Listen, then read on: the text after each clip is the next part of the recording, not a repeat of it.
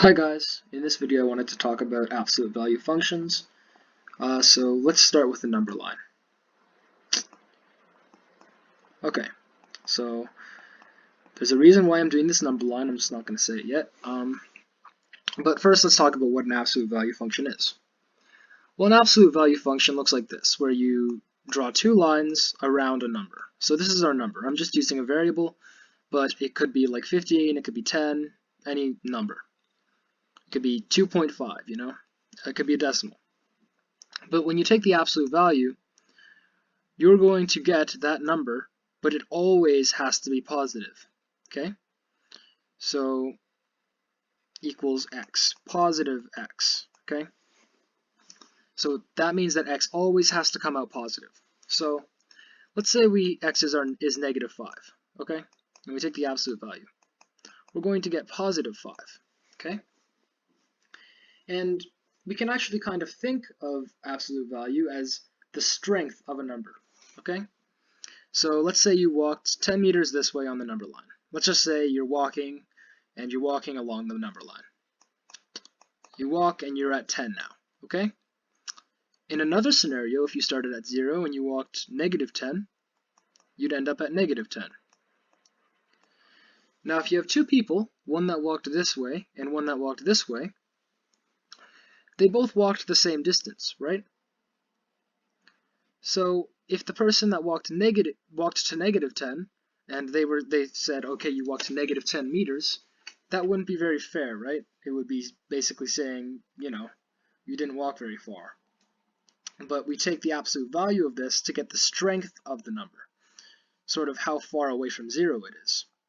So the absolute value of negative 10 would be positive 10, okay? All right, so now let's try looking at some graphs. Say we have a graph like this, and it's the function 2x minus 3. I'm just doing equals f of x. Okay, so at 0, it would be at negative 3. At 1, it would be negative 1, and it would just look like a line like this, right? Okay, now let's look at a graph where it would be the absolute value. Okay, and we have the absolute value of 2x minus 3 equals f of x. Okay, so how would we draw this? Whoa. How would we draw this? Well, we could draw this knowing that the number can never be negative. F of x can never be negative, right? Because the absolute value is like this. So all of this on the positive part is going to stay positive. It's going to stay positive like that, okay? It's going to stay up there. But all of this over here that's negative, we have to turn this, and for example, let's say if it's over here, maybe this is negative 1.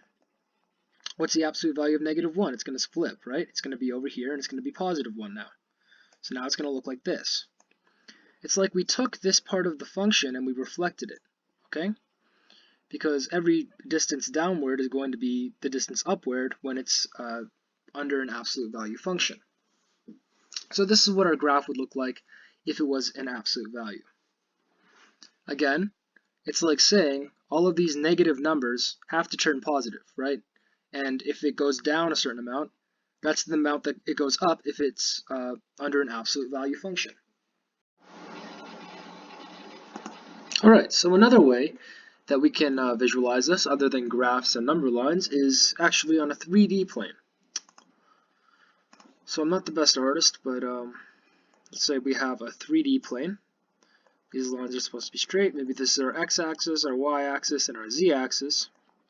Okay, and let's say that we have a point here. Okay, it doesn't matter what the coordinates are, and we have a point here.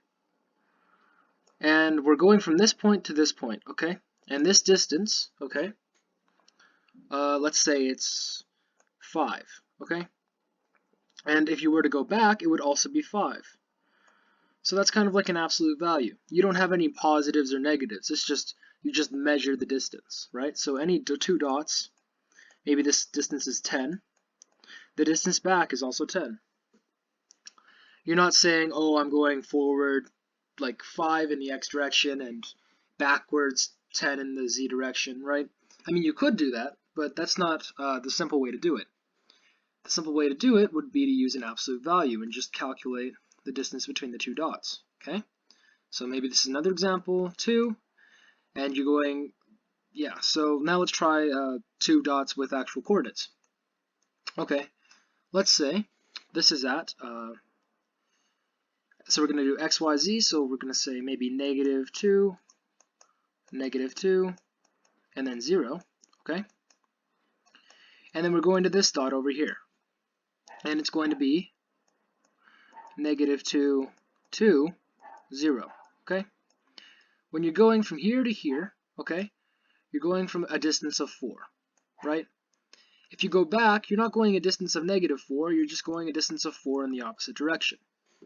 So even on a 3D plane, we can see absolute value, the application of absolute value. Overall, that's visualization of absolute values. Thank you.